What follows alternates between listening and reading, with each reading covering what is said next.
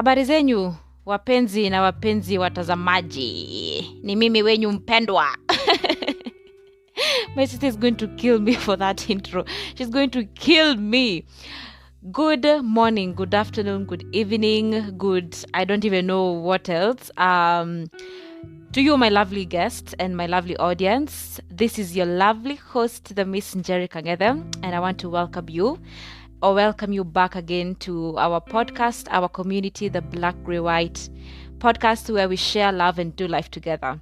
Of course, you can tell I'm happy, I'm excited. Why? I don't know, by the way. Honestly, I've been in a very, just chill, calm, as in, sijakuwa up and down the whole day. I can't explain to you where I've picked up the mic and my energy is bursting, like it's through the roof. So anyway, I think this is going to be an amazing episode. It's going to be a fun episode and I can't wait for you to listen. I think maybe it's because it's story time. I always love giving stories, whether they are sweet, they are sad, they are funny, whatever. So yeah, this is going to be funny, interesting, just life stuff, story time. And thank you for tuning in. Let's get it. First of all, I can't believe ni mimi nimesema let's get it. Wow. Anyway, this story, goodness gracious. I think I was thinking about this thing like a few weeks ago. Actually, I've been thinking about it like ndasemaje for a while now. Like nimejipata nimefikiria story mara kadhaa, and it's because I had wanted to give it as a story from the beginning. Like I knew it's just something I was going to give as a story because the shock that went through my body. Wow, mtu ashai kuacha umezubaa, ushaiacha kwa umezubaa, yani unashindwa wait, ni mimi ama si mimi? Kenya kimetendeka kimenitendekea mimi ama sio mimi? As in, like, I'm not even kidding. So I think even when I was just thinking about this story, I think I was reliving that shock? Yani my body was feeling what I was feeling at that time. As in, mi nikikwambia sikuamini. And I think saizi venye naifikiria tena ni kama siamini bado. Understand? So anyway, let's get right into the story. I don't know where I'm going to start. Let me just start from the beginning.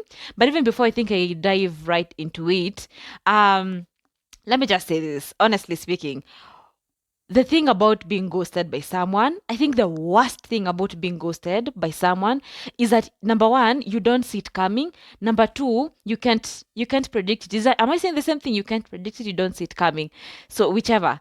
You cannot predict it, and you cannot predict it and you cannot see it coming. Like huwezi sema, bedhe umse venye tunaongea naona kama atani ghost kesho kutwa.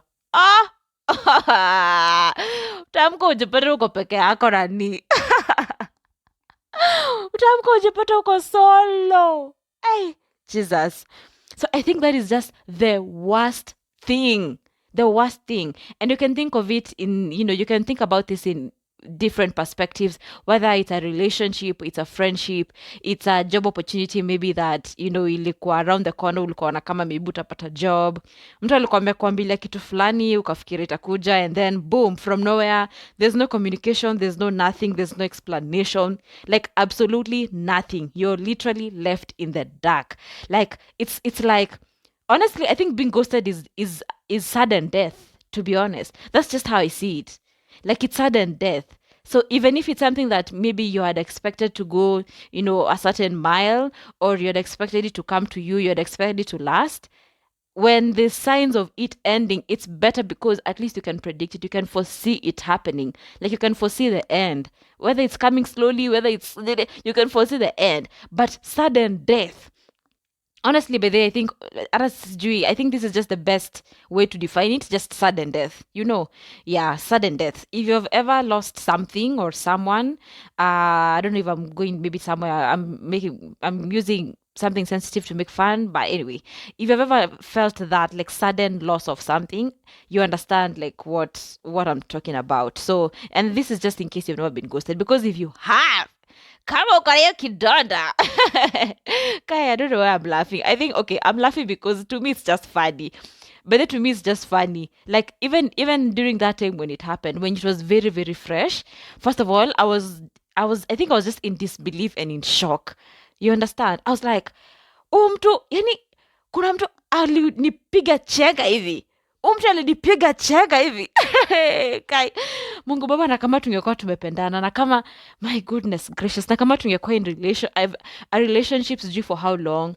You know, some of the stories I've heard about people like being ghosted, like it's serious. This thing, it's detrimental. Like, as in, I'm telling you, it'll give you major issues, like major mental problems. I'm not even kidding. Like, I understand how somebody can get depressed. You can lose your sense of self-worth. You know, you can, like, I don't even know how to say, as in, your life itakuwa too discombobulated to my God, how do you get back on your feet? Like, how do you process this sudden loss that you are not even ready to lose? You did not expect to lose it, and you are not ready to lose it. Like, bro, it's crazy. So honestly, my heart goes to anybody who has ever been ghosted in whatever way. You understand, especially if you had invested, whether it was time, it was energy, it was money, it was resources, it was emotions, whatever it is that you had invested, and then all of a sudden, bam, somebody closes that door on you without a warning. Bro, cheki, si funny. But then as I check up, but me maybe I see, and I choose to see the humor in mine. But bro, si funny, and maybe it's also because it hadn't happened. Like, I don't know what I'm trying to say. I hadn't invested like that much time and emotions per se. I think what I'd invested, maybe from, in my case, was energy and a bit of time, and yeah, now a bit of emotions. But really, I think the time factor really plays a big part here, because if hii story ingekuwa sijui kitu imehappen sijui for 2 years, sijui I had a boyfriend, sijui we dated for 2 years, I taken him to my mother, to my father, sijui hey! And then all of a sudden mtu haonekani.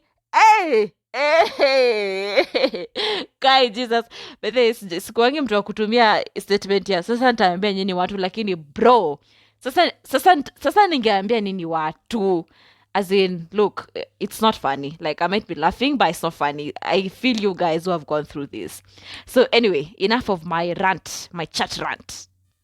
This is the beginning of the story now.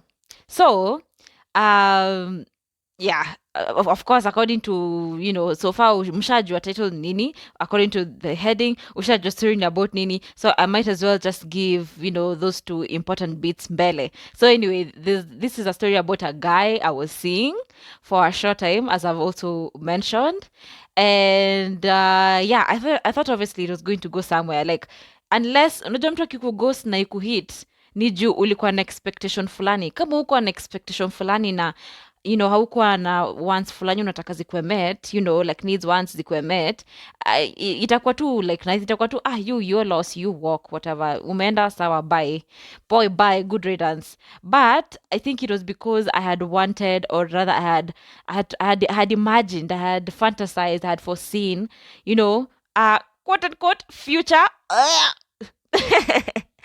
Mnajua ile video ya cats zikinusishiwa prawns.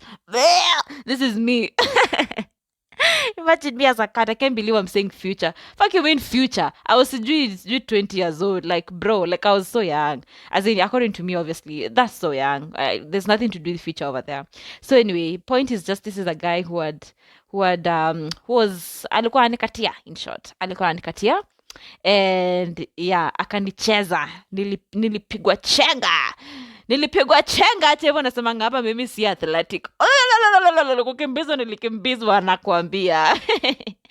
Chenga nilipigishwa, nakwambia, si ati nini. Hey, Jesus. Anyway, so that's just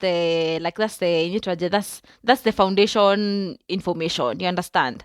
So anyway, this guy, let me tell you now how we met. I'm just going to go slowly, and of course there isn't that instead kuna vitu mingi kwa hii story, but I'm just going to try and keep it a bit lively and a bit you know, ndasemaje, like niseme a lot of details zenye zitasaidia kubuild story. In short, that's what I'm trying to say. So this guy, we met when I was working. Yeah.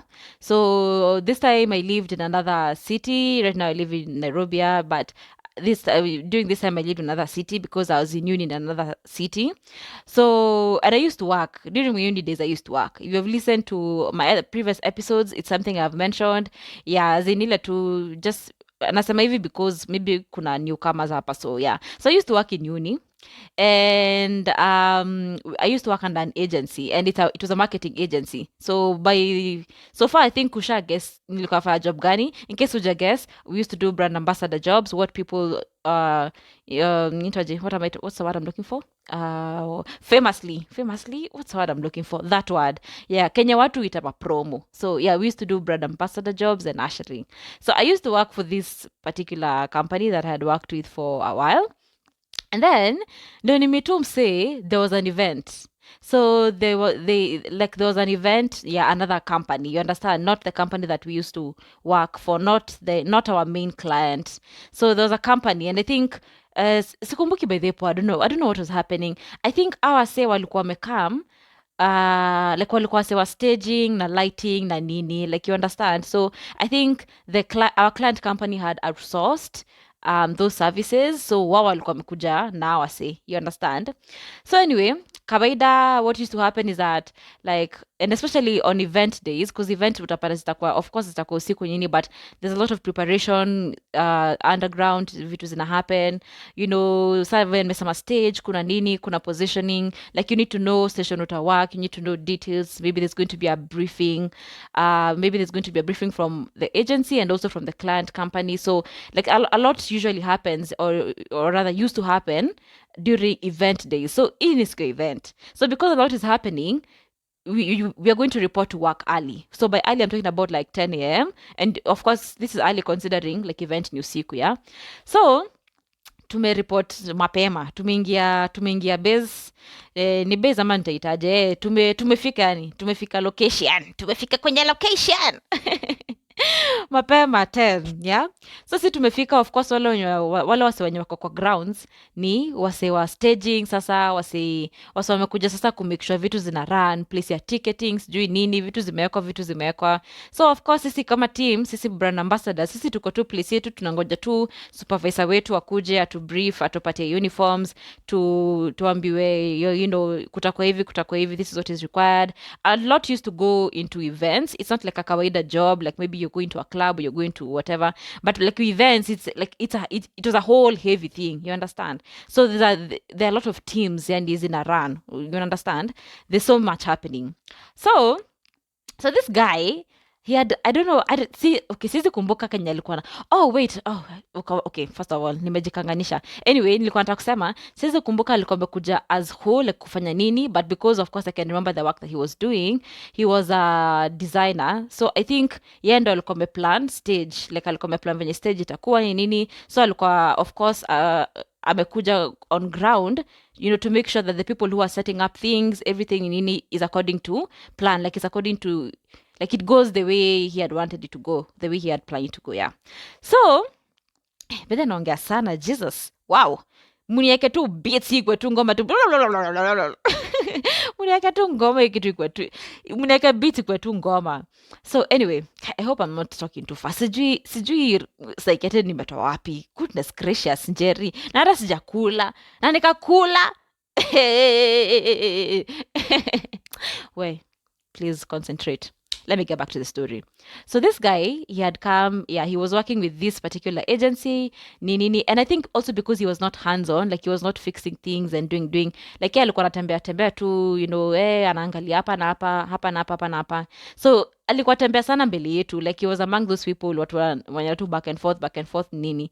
So I can't even remember if I had spotted him or not. Like it wasn't even like one of those things that umeona msee, unaona msee anakaa fiti ama mmenotisiana. I don't even think so. I think like I had noticed him. They had noticed, I don't know. Like I had taken note of him, but not specially. You understand? Like it's just because I'm very observational, and ntaona, like my mind will record vitu mob sana. I have a sort of videographic memory, I'd say. Yeah. Hey, sasa nini hizo nimesema Njeri? But it's true anyway, it's true. Like I can picha yu baki kwa akili yangu sana, you understand. So nikisema nilikuwa nimemwona because nilikuwa nimeona kila mtu, in short. So anyway, during the day vitu zina run, people are setting up the stage as sasa uniforms zimekuja nini, kuna watu wenye hata wako wafanya event. It's just that the whole team ilikuwa imekusanyika hapo cause like there was the main event there, and then kulikuwa na like other two things running outside of the event, so kulikuwa na teams zinatumwa nje, so but sasa sisi tulikuwa ndani event. So anyway, at around like majioni sasa like 4-5 etseme kitu 3-4-5 hapo wase wenye wana work outside the event wakitumwa nje, so sisi wenye tuko nanyi tumebaki na tuko kidogo, we are like 6 people only I think. So at this moment this guy now approaches me. Kwanza I was sat somewhere and he doesn't approach ile kukatia, like very sly, sly. Have I used that word correctly? I don't know, but I'm always doubting myself with my English. Like let me tell you, I need to weka my sikia mpaka nasema weka, lazima niweke my dictionary nao karibu na mimi. I think nimeongea Kiswahili sana mpaka nimesahau kuongea English. Goodness gracious. So sometimes I usually say words and I have to sit and think, wait, nimetumia word correctly ama nimetumia wrongly? I don't even know. Anyway, back to the story, Jerry. Back to the story. Usilose track. So he comes, he approaches me, he's saying hi at this point. Nini pleasantries, nini. Because he had parted, we were like having a conversation with other people. Tulikuwa kwa table, tumekaa. I was with 2 of my colleagues and 2 of his colleagues. So ni ile tu, as in venye wase like mnachoka mnakaa chini, so zile viti ziko karibu mnakaa, so ndivyo si tulijipata tumekaa table moja, you understand. So like he came to join sort of, I think actually he was coming to ask this guy a question or something, so akajipox tu like nanda nakwambia sije hata lini approach like umse alikuwa tu mcunning like sikumwona hata akikuja na akipita na hata nakwambia siku notice vitu zikienda. Sasa unaona amekam amejipoxivo, nishaongeleshwa kidogo nimeshajipata nimecheka, and he also like had a sense of humor in some way, so like ni wale tu wase wa watu, you understand, like yeah, wale tu wase wa watu. Anyway, he comes, says hi to people, says a statement nini, he asks this guy a question, wanajibu kidogo amekaa chini, and of course now because maybe his intention or his mission was to talk to me, nikaanza kunotice now like that transfer, not transfer, what am I trying to say, like attention. Sasa kuna venye vitu ziko directed to me, that's what I'm trying to say. So yeah, hiyo direction ime like iko geared towards me in a way, so niko na umse akorada, ni venye tu hakuji na kelele but akorada, so nika take note that akorada. So anyway, before job yanze, actually we stayed there for like a while, like 20-30 minutes nini, if anything wasa walikuwa naongea tu story tu za job, ati nyinyi kwenu ati nini, umse sijui nini, ule boss fulani, unajua umse, ulikuwa ile event, nakwambia hiyo stuff sijui walifanya. So it was actually just a lot of work stuff ulikuwa tunaongea. So after like 20-30 minutes hivi, as we went to change into our uniforms, and then when we came back, now he came to me for like a one-on-one somehow, you understand. So it's like, hey, you're pretty chill, you're cool, nini, uko na vibes fiti, you're very funny, you're very smart, I should get your number. And I think even I'm just trying to paraphrase what he said. Juu hata siwezi kumbuka. Umse alikuwa, yani alipita tu sha. Hey. Vitu zishai happen, unabaki tu, but then nini me happen? Una understand? Heri vitu tu zili happen, hata siwezi kuexplain vitu zili happen. Aje mimi nilijipata tu as in less than 30 minutes, and I'm telling you we hadn't even like hatukuwa tumeongea hivyo one sana, even in that group setting. Hata nikisema ati alikuwa na direct vitu kwangu, nile tu nasema in terms of attention, like nilikuwa na tell tu, like unaweza tell mtu anasema kitu ndio notice, ama atakuwa na venye uta react, ama opinion yako, ama 1-2 times atakuuliza like hiyo swali ata direct to you, but it wasn't like him and I having a conversation, you understand. So even when he spoke to me one-on-one, it wasn't like a direct conversation of some sort, not an intense conversation. Like mimi nikikwambia sijui nilipeanaje namba yangu, hata mimi sijui na nakwambia nikipea hii namba nilikuwa tu like kulikuwa na kale sasa ka inaitwaje, like I was a bit, I was now waiting for him to text me. I think even when I was working, sasa already kichwa yangu sasa iko rada, so and of course unajua events zinakuwa zimejaa watu, so like there's so much happening, itakuwa hard umpatane na especially your workmates unless mko station in the same area, unaona. So sikuwa namuona, lakini hiyo 1-2-3 times nilikuwa namuona, unasikia tu karaoke vetu tudu Kai Mungu young, acha nikwambie hizi. Let me tell you, by the way. Let me tell you. If you are young, not even if you are young, when you are young, what am I trying to say? When we were young and we had these kind of experiences, honestly speaking, mi nasemanga tu hizi zilikuwa tu nyege. Sijui nitasema tu nini ingine, honestly speaking, hizi zilikuwa tu nyege. Just surely mbona tulikuwa tunachanganyikiwa hivyo na watu? As in, msi hata hakuna kitu amefanya, kuna kitu amekushow, hata huwezi sema ati hata ni connection, you understand? I think it's just fantasy na nyege. Ni fantasy na nyege. Hakuna kitu ingine. Goodness gracious. Hii podcast itafanya nijibishe. Like, people will actually know my true colors. People will actually see my true colors. Goodness. Anyway, kwani what did I create it for? I created it for me to express myself and be authentically me. So let me just have a go with it and let me have fun with it. Venye kutaenda kuende. Venye mutaniona mnione. So anyway, mimi, hey Jesus, hadi sauti karibu ipote.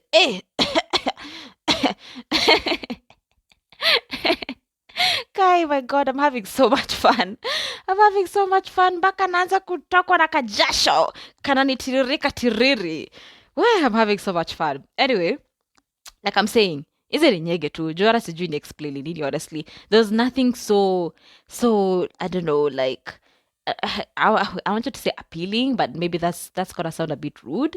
I don't know what word to use. Like, hakuna kitu ilini, there's nothing captivating about him. You understand? Like, it was just a kawaida guy, you know, like the way you just meet people who will talk to you, ask for your number, whatever.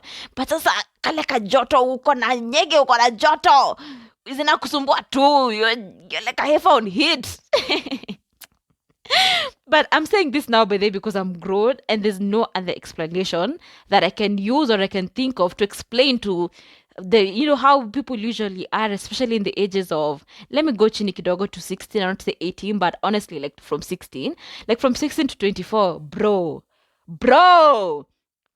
mbona tunakuwa tukirukaruka hivyo? Mbona wase urukaruka hivyo, by the way, honestly? Kama si nyege ni nini? Si ni nyege?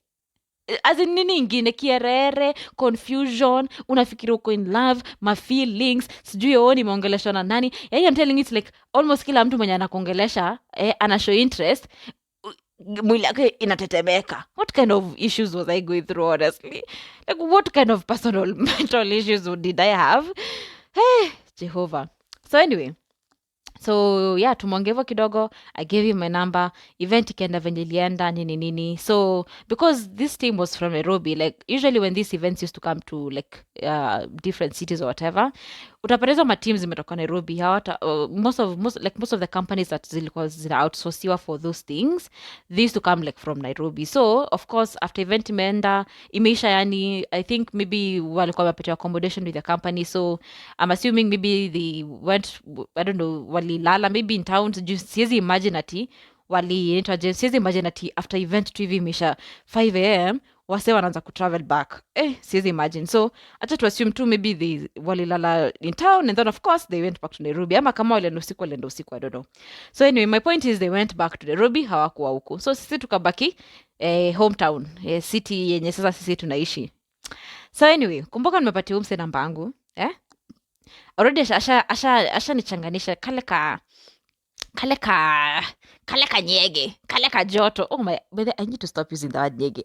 I hope sasa time atenda kwa hii podcast, honestly speaking. At this point sasa najaibisha tu. But anyway, my point is kuna that exhilarating feeling you get, when you've met somebody new, and you know, like you just don't know what's going to happen. You understand? You don't know what's going to happen. Like, but you wish for the best. Like, nitasema aje, uko na kale ka joy, ka giddiness. That's the word I'm looking for. Nasema vitu mingi na that's the word I'm looking for. I was giddy. But then, ite nimesema nyege, what I actually meant to say ni giddiness. Kai. Oh God. Sinimwambia nitajaibisha huku. Sinimwambia huku tajaibisha Mungu wangu. So yeah, I was giddy, you understand? So kuna ako ka giddy feeling I have in me, the next day mi nimeamka najiambia tu I think kwanza alinitext akaniambia wamefika, because the moment I remember, let me tell you, when you are young, that's why I keep on saying when we are young, you're young and stupid, honestly. As in, mtu alikuwa na kutext ati like maybe mmeonana and then anakutext, oh no, that is a sign. Like nyinyi already mko step 1 into getting to know each other to a relationship. Unani text umefika ama umeniuliza kama nimefika. Of course you're concerned about me, of course you like me, because if you didn't then you wouldn't have bothered with me. Ama azien. Or so I thought. Yeah, or so I thought. Anyway, so for the next, so this part in next part itakuwa tu, like I'm just going to sum everything up because there isn't much about this next part. So for the next 3 weeks, in this I'm in my city, my town. I'm in my city. We are talking now on phone nini. Kumbuka mi pia niko shule, so kuna naye hakuwa shule, though he was actually fairly young, I would say. Like I think it was when I was 20, he was probably I think 23, so he was fairly young. I think ni wale watu maybe wanaendanga, I think I remember ni wale watu wanafanyanga short courses for like 2 years and a half, not even short courses, like a diploma of some sort, and then wanapata employment as in inakuwa ni hivyo, you understand. So alikuwa amemaliza shule mapema. Yeah, he was like 23 24 hapo. I think I was 20 21 if I can remember correctly. Anyway, so for the next 3 weeks we are chatting, and I'm telling you, we are chatting. Mwanaume wako anaacha nipumzike. Sikuwa napumzika. Hey, sikuwa napumzika. Let me tell you, sikuwa napumzika.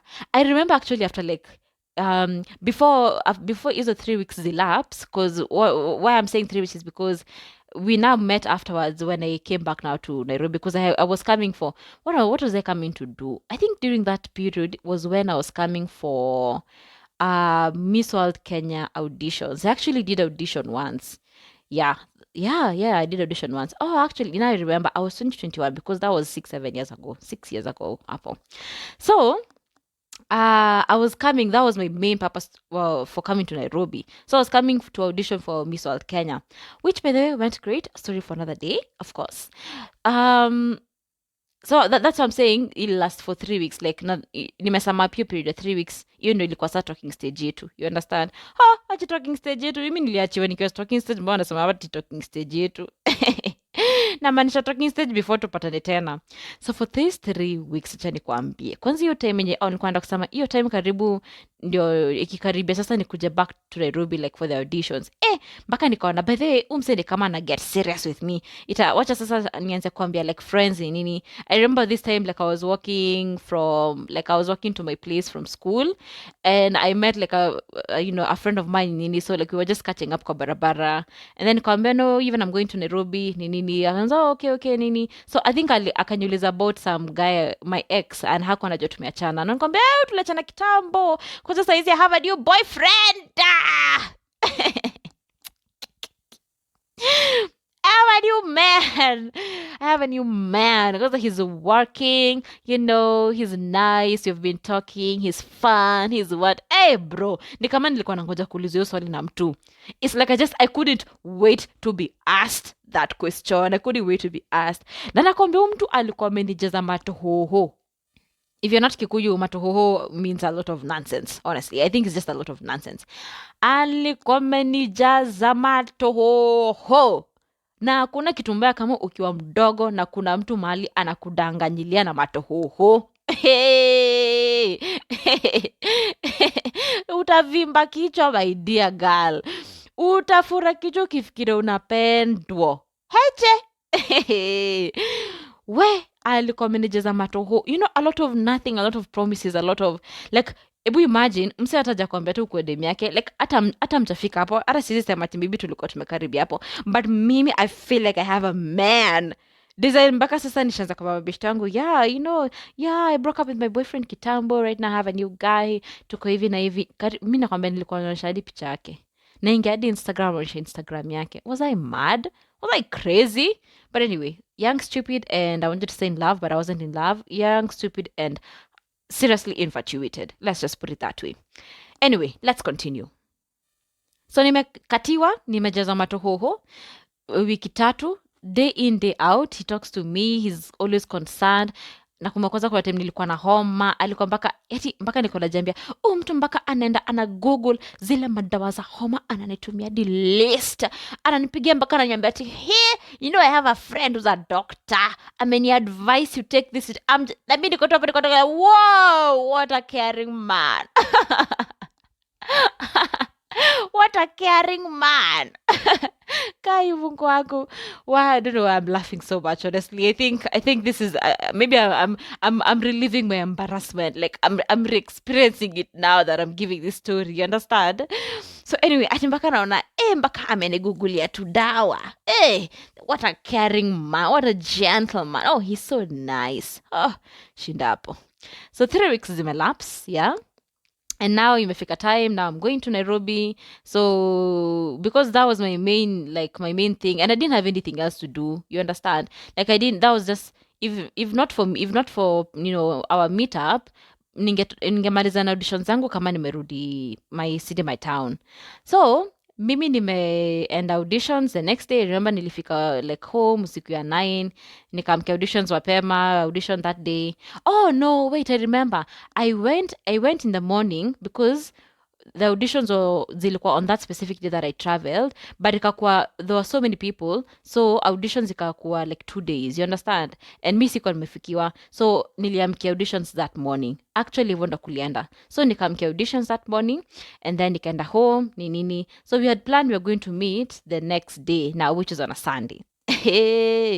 Acha sasa nikwambia sasa, hapa unajua mtu kuna venye mtu anakujanga anakupaka mafuta, anakupapasa papasa, and then ile siku ya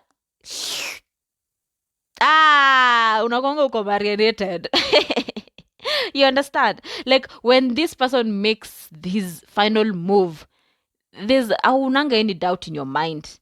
Even if you're smart and you're intelligent and you're using your instinct, you'll still do what am I trying to say? Like bado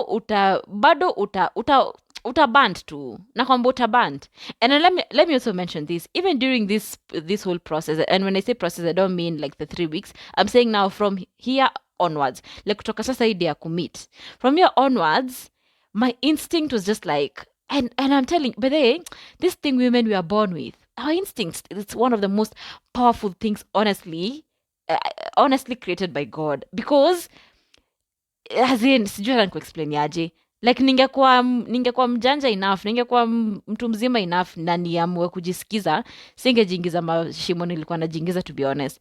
Because in my gut and in my heart, yani seriously in my spirit and in my blood, I could feel my gut telling me that you're doing the wrong thing here, sweetie. Like hata wewe unajua hakuna place itaenda. Like I remember feeling it, thinking it, and also ignoring it for a fact, because either way singekuwa hapa na story. So anyway, I was saying now we decided not to meet because we had planned to meet. Of course I told him I'm coming to Nairobi. Sawa, ni future boyfriend, he knows my plans, he knows what I'm doing with my life, excuse me. So we had planned to meet. We met on that day. It was also a very unique, weird thing, you know, experiencing it for the first time also, because usually, like, you know, when you meet on dates with someone, it's going to be like, let me actually say this, even when we were meeting, this wasn't like a date, you understand? It was more of, he invited me somewhere to hang out with him, with his friends, something like that. And it's also because they had already planned it prior. Sisi sasa tulikuwa kwanza hebu ngoja, nilikuwa nimepaka mafuta, nilikuwa nimeambiwa sasa tukihangout hivyo, of course unajua sasa tutaenda sasa date yetu. Date gani? Please insert video ya pussy ikismell prawns. Date gani? Oh, date gani? So this wasn't even like a, you know, one-on-one date, like personal meetup, something like that, no. So anyway, there was an event now that they were going for, I don't know, attending. So there was a UEFA Champions League, I don't know inaitwaje. Anyway, UEFA finals. Na kuna event Heineken uweka. Sijui kama ni Heineken peke uweka, but acha nijifanye tu mjinga na sijui mambo. Acha niseme tu ilikuwa imekuwa na Heineken. So there was an event ya UEFA. So in short, it was like a live watching, you know, game event stuff. You understand? And already sasa mimi niko pale najisikia because let me tell you actually I think it may I don't know if somebody is going to agree with me on this or not, and this is to women. I think it means something for us when you see a man who's ready to introduce you to his circles. And somebody please, argue with me or prove me wrong, I don't know. But to me, it says something. You understand? Like kuna kale ka message una feel ni kama anakuambia na I think hapa sasa ndio pia si ukosea. Sisi uona ni kama ni message na nakwambia most of the time, not most of the time. A lot of times utapata sio message yenye unafikiria anakuambia ndio anakuambia.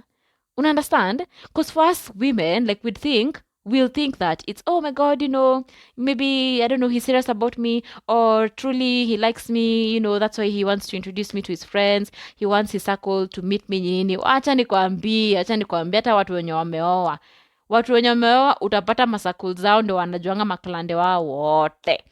Like there's nothing, yes, it's like I see why, I understand why we feel like special in that moment, but ebu tusikue wajinga pia, because me in that moment mimi nilidecide kuwa mjinga, tuseme tu hivyo, niliamua nitakuwa tu mjinga in short. You understand? So anyway, we go for this event. He introduces me to his friends. When I say friends, I'm not talking about just colleagues, like people he grew up with. Hey, because alikuwa nimefika, I knew this is my man. This is my man. Hakuna mali naenda. This is my man. Hey.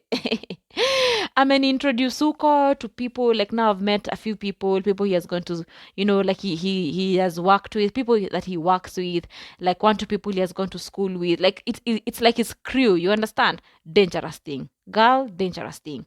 It can mean special, but dangerous thing still. So he has introduced me to his people, his friends, nini atimbaka, like kuna mpaka even like an older crew of friends of sijui his brother, his what. Mi niko tuko niko wow, this wow, nilitoa huu mtu wapi, niko wow. Kwanza ujue even up to this point, leave alone even up to this point, kwa hiyo maisha yangu, kwa the years that nimefanya hiyo job nilikuwa nafanya, and with that agency or even with whichever other, me I had never dated watu tumemeet job, not even tumemeet job, I had never dated workmates, let me put it that way. So I think maybe in this scenario ilikuwa juu sikuwa na feel kama ni workmate per se, but pia si tulipatana job na ilikuwa the same thing, you understand? But sami ilikuwa ni kama wow, ile one time yenye nimedecide kugive mtu chance mwenye tumepatania job itaenda kukua kitu poa hivi, shinda hapo. Shinda hapo. So anyway, acha nilikwambia venye nilipakapaka mafuta hadi time nikagostiwa. So we meet, by the way, from here, acha story kwa short, staki ni prolong sana because hata siti kuna vitu mob zina happen huko mbele. So we meet on this day. The event was beautiful, it was nice. Also, I'm not a football person. Anytime nime watch football, it's either, like I'm with my boyfriend and I'm an invite mahali. When I say boyfriend, it doesn't mean that I have one now. Guy, my God. Did I just say that?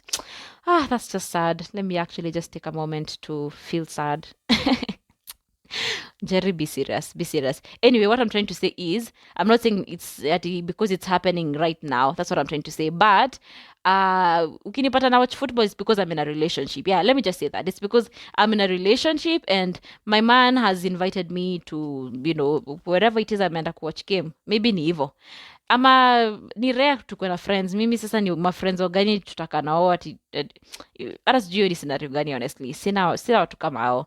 Even the guys who we are just friendly with each other, atu interacting na wao hivyo. If they're watching football sasa si wako wanaume. Sasa kama tumemeet tuko na madem wao na nini. So let me just say when I'm in a relationship, you understand? So this was one of those few times when I'll find myself in an environment kama hiyo. So also this is also a new experience. I'd never been to a football live watching whatever experience. So me, I'm just there having a good time, interacting with people. They can introduce you to like hi. They go to like the good girlfriend. Hi, yeah, my name is Jerry. Yeah, nice to meet you. Yeah, nice to meet you. Hata sijui nilikuwa ndo wapi soprano na sio ngine soprano. Oh goodness gracious, this is just so funny. So yeah, mimi niko huko tu na introduce tu na furahia, I'm having a good time nini. The event was nice. So after the event we decide to oh my god, nimesema tu nikakumbuka. The story that follows is just a whole, actually let me just include it here by the way. Anyway, we decide to go out clubbing for a few hours. Of course, nikasema kadogo nikauliza, "By the way, uko na curfew?" It's just so funny to even think about it. Anyway, sikuwa na coffee home. Sisi kwetu ukipita 18 when mtu mzima, you're responsible for yourself. In short, as long as you've communicated where you are and you're safe and you're taking care of yourself, hizo mambo mengine ni yako na Mungu wako. So anyway, we go out. Kwanza ujue, remember mimi naenda football match, whatever, like football viewing, whatever event. So mimi nilikuwa nimevaa vile nataka. Na nikisema nilikuwa nimevaa vile nataka, wacha kwanza dimension. Juu nikisema nilikuwa nimevaa nataka, sitaki imagine nilikuwa nimevaa vizuri. Nilikuwa nimevaa t-shirt fulani tu ya grey, inakaa tu venye tu inataka. Venye tu inataka yani. Jeans fulani za black zinakaa vile zinataka. Na wait for it, bata ngoma. Lord, released us from the shackles of bata ngoma. The shackles of bata ngoma. By the way, bata ngomas had me on a chokehold. We. Kwa shuraki yangu nataka kunyambia kosa. Actually sijui mbona. You know what? Juzi nimekuwa nikifikiria nafani buy bata ngoma just for the sake. As in nikika hivi nifikire nataka kiatu ya kutembea around ya kwenda kwa duka nini. Nafikira tu bata ngoma na by the end nitanunua hiyo kiatu. But when I was in uni, bro, as in nimevaa hiyo kiatu kama nonsense. As in honestly I'm not ashamed to say it. I know I should be, but I'm not ashamed to say it. It is what it is. So anyway, hivyo ndio Gasheria amepull up kwa event ya maana. Yeah, na sasa na jacket tu like a nice bomber jacket. Hivyo ndio nimepull up. Sasa mimi pia sikuwa najua ati of course after hapa ati wasis jua ataenda wapi. Sasa watu wamemwanyanda clubbing tumepelekwa huko Westlands. Clubs wacha nikwambie Kegwire. Mimi nakwambia from the moment niliingia building. We went to Brew Bistro. I'm telling you, the moment niliingia building nikaingia hivi elevator. I can't forget the look on the looks on the people tulikuwa na wako elevator, like the ladies. Like I remember looking at those ladies thinking, my goodness gracious, I am lost. Anda sikai kama mimi naoshanga vyombo. Anta mtu naoshanga vyombo wakai venye nakaa sai. Nojo event ilikuwa place like open, like ilikuwa open event kulikuwa kumenyesha. So mi batangoma zangu, on top of them being batangoma, ziko na matope. Kai. Husikii karibu nikose kuingia hiyo club. As in kama si venye wase nilikuwa nimeenda na wao, like they were kind of regulars, they were, like ile tu mko na ile mnajuana na staff or whatever, like security guys. I'm telling you honestly, singeingia. Kwanza nilikuwa naenda kuingia because of course like we were only 2 ladies, the rest were gents, or like 6 gents. So like ile you ladies mwingiendi kwanza. Nilienda kuingia hivi, huo madam aliangalia hivyo akaniuliza, wewe unaenda wapi wewe? Kai aliniekea kitu ya kuscan, sijui nitangwaje hiyo. Akauliza, we unaenda wapi wewe? Mungu. Na sasa ananyangalia hivi head to toe, anashindwa kwani udema amepotea huko na matoro huko na katisha tuko na nini. Anyway, long story short, we go out clubbing, had a good time, we were dancing. Like I'm telling you, the whole day was just vibes. The whole day was just vibes. So we stayed there for a while, like 2 hours, 3 hours nini. At around maybe 3, we left the club. And we decided we're going to spend at a friend's. By a friend's, I mean his friend, of course, because now I'm with these people. So a friend, he lives alone. So he was just like, he's my brother. I'll just give you guys a room. We'll sleep tomorrow. Maybe we grab lunch, we grab, breakfast, and then, tutajua venye sasa siku itaisha kila mtu aende kivyake. So that's what happened in short. And hey, hapa ndio sasa nilichezewa kandanda ya mwisho.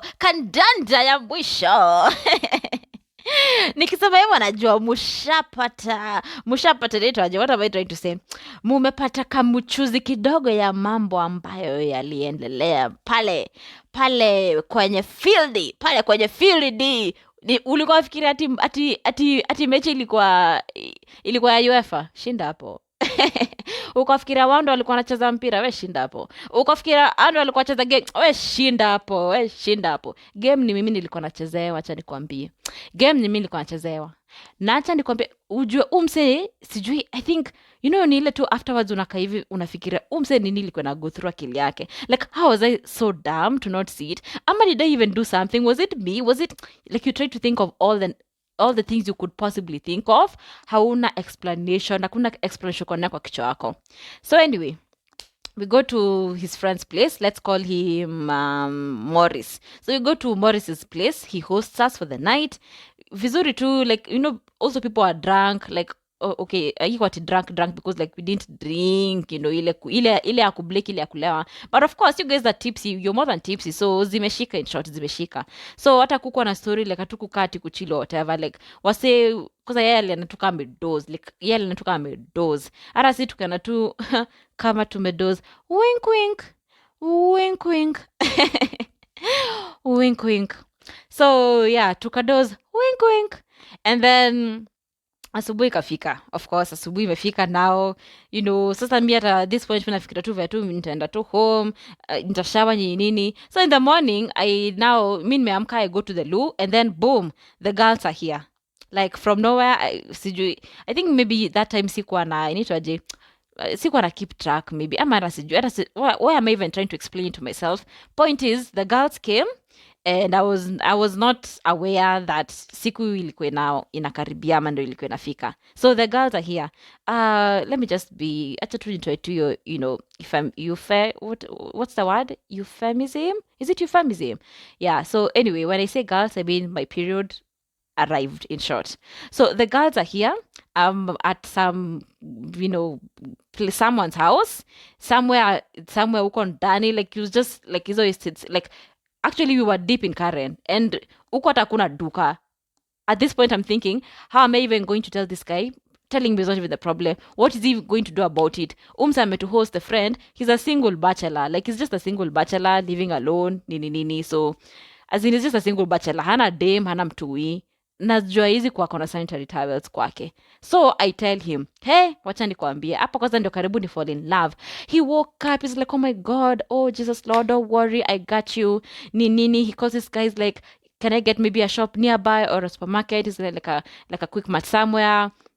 Nini. When I say quick mart, I don't mean the actual brand, like a mart somewhere, like a quick mart, you understand, somewhere. So akamdirect, akamwelezea. He tried to get an Uber, though hakukuwa na Ubers available. So when I tell you this guy ran, umseni kikwambia alitoka mbio kuniendea pads kwa duka.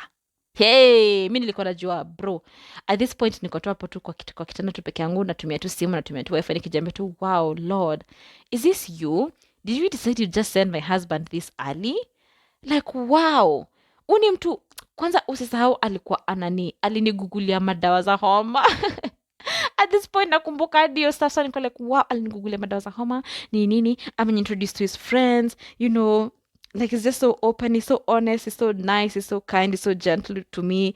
And now ndo huyu ametoka mbio kuniendea pads. Bro, I'm not kidding. Umse alirudi aki sweat, alikuwa nakanika ametoka marathon. Like I'm telling you, he ran. And but from time alitoka to arudi, it was like 40 minutes. So I can only imagine duka zilikuwa mbali. Like the only place like he would have bought something was like a distance, you understand? He went, he got them for me. I was just there feeling like me. So at this point I'm just like, wow, Cloud9, this is the best you could have. Let me just say something. This is just me, nikiandika mambo hata maybe hata sife kuandika, but let me just say this one thing, because I think isn't zile vitu zenye watu wanafanyanga zinachanganisha madem na hata si vitu hata za kukuchanganisha. This guy literally washed my innerwear. I'm not kidding. Like I'm not kidding. He took it, he washed it, and he came with a new one. Like I'm not kidding, bro. As in, tell me somebody loves you without telling me somebody loves you. Tell me somebody will marry without telling me somebody will marry you. In my head, I'm just like, this is the one. He must be the one. He must be the one. Huh? Umestekela kitu nimefanyiwa hadi kwenye tumefika. So anyway, we spend the morning just chilling. The friend is showing us around. We are talking now work stuff nini. Honestly, aside from mimi kugustiwa at the end of the day, the whole interaction was actually great, to be honest. Even with the friends, like I honestly did learn a lot, especially from Morris. Especially from Morris, I learned life what's the phrase I'm looking for? That one. Like lessons that I still carry till date. You understand? Like I still remember, and they still, like they still make an impact even in my life, even till date. And I spent less than 24 hours with this guy. You understand? So it was honestly a beautiful experience, apart from kugostiwa. So anyway, of course, ndiyo story, nimegostiwa. Ati guy nimegostiwa. Nimeletwa pads. We decide to go for lunch later on, so everybody freshens up, and then tunaenda, we get some event, we all go there. I learned also a lot from this guy. Like I think my interaction with Morris is what just maybe hata naona sinanga machungu na history, because umse alifanya nilearn vitu mob sana about networking, about socializing, like this. And also, because they were older, like these other friends of his were older. Like Morris, the guy who hosted us, was like 34 at this point. So these are older people, you understand? So kuna ile nitwaje, nitakuelezaje? I think you get what I'm trying to say in short. I think you tell what I'm trying to say. So anyway, I learned a lot from him. That was that. So anyway, tumetoka hiyo event, as in we got some other event to just go and eat. It was just like an open market, something to just go and eat. So we go, we eat, and yeah, things are happening pole pole. After that, we go somewhere else, we go get drinks, nini. Where? Like I go there. Acha nikwambie, na hii kitu si jokes, cha nikwambie. Umeona venye umse tumepelekana for those 3 weeks mpaka tumemeet nini, ameintroduce kwa babish wake nini. Tumehang out na wao that whole evening. We went watch the game. We went partied at Brews. We went for this event. We went had drinks, K1. As in, it was a whole weekend in short with these people. Whole weekend. So after we leave from now place tumeenda kunywa drinks, I think Sha mentioned. So after we leave K1, this was now around like 7-ish. So me at this point, I just want to go home. I just want to sleep, because kumekuwa na so much activity. People have been drinking. There's so much talking, so much up and down, nini. So me, I just want to get home, just sleep, rest, just have your time to peke yangu. So of course, yeah, 7:30, 8 mekaribia hapo. Me, I get an Uber. I'm headed home. So nishaambia watu bye. Wacha nikuambie, hiyo ilikuwa mara ya mwisho niliongeleshwa. Kai, but si jokes, as in. Si jokes. Na mimi nakwambia expectation yangu kwa kichwa changu ilikuwa mimi nikienda home, umse kwanza anafuata ni call niambie nikwende miake, because what? As in, come on, like, now we have already explored each other, if you know what I mean. As in, bro, miniki cheki, mi siaminingi nilichezwa. Like, si funny. Like, history, like, usually, history, when my best friend listens to this episode, atajua history na takumbuka, because umse tunamwitanga smarter. Anasemanga, yani gashe, na hiyo akili yako yote kuna mtu alikucheza hivyo yani. Ati, you didn't see it coming. Umse alikufanya kitu alikufanyia yani. Mi nakwambia tuko tunaamini. Kwanza for like a whole month, tulikuwa napiga history tu tunacheka tu. Nakwambia tulikuwa tunacheka tu, tuko tunaamini shit will happen. Umse alini ghost pa. Like, alini ghost tu pa. As in, si funny. Acha nikwambia si funny. I think nilimtext. Hey! Nilimtext nimefika home. And of course sikukall. Like, mi siko hapo kuinsist na story yako sijui nini. Like, I'm not there what am I trying to say? Seti kuinsist, but kujipendekeza too much. Unaona kuna kale kama ringo dema nafaa kwe nako. So, mika nisha kutext na uja text back. I won't also go ahead and, call you also. I'll wait for you to say something. If you won't, maybe after whole 24 hours is when maybe I'll check in, like, hey, what's up? You understand? Hey, it took me 2 days, 3 days to actually realize, oh shit. Umseni bedeni kama hanyongeleshi na si jokes. Like, hanyongeleshi.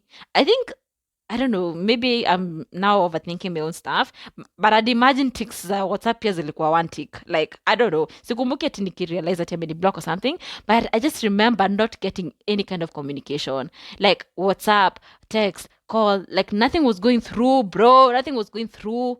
I'm not even kidding. Kai, umse aligo tu hivo. akanyamaza tu hivyo. And let me tell you, he had the audacity to text me. Unavanye msee anazaingia kwa DM yako, umepost kitu, and then ana comment, anakuchatisha tu hapo like, oh ha, hey, nice picture or something. Bro, mi nakwambia sikuwa naamini msee. Kwanza nakumbuka nilimblock tu IG. Mi hata sikuwa nataka anyembeta. I didn't even want to ask like even what happened nini. Like I think even the first time he texted me that, I was just like, you, my dear, what the fuck is this? Like, what the fuck is this? What are you doing? As in, bro, I was just like, mi sitaki story yako, sitaki hata kukuuliza, sitaki hata kujua. Mi niliaccept tu, niligostiwa, na nikafanywa gani nilifanywa, na story kaishi hapo. So anyway, again, pole kama umepitia mambo kama haya. And that's what I'm saying.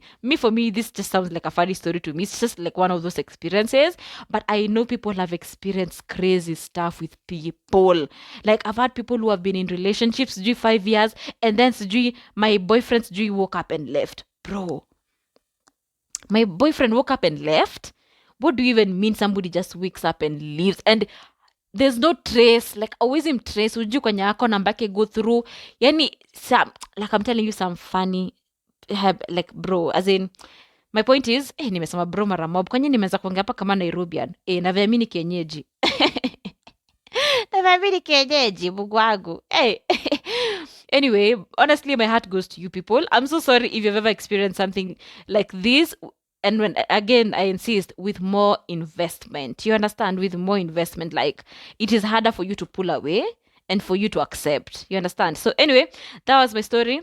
Even though nilitendwa, even though nilifanyiwa, tulihil, tuka move on, story keshi hapo. So yeah, kaput.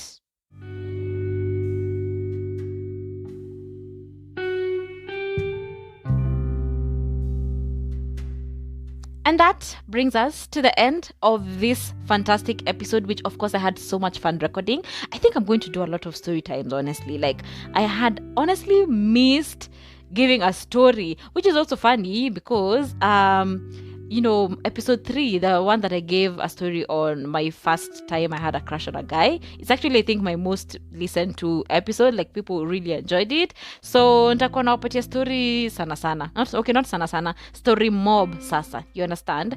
And of course, sitasahau kuongelelea vitu za maana. Honestly, by the way, even when I'm giving these stories, it's not just for entertainment.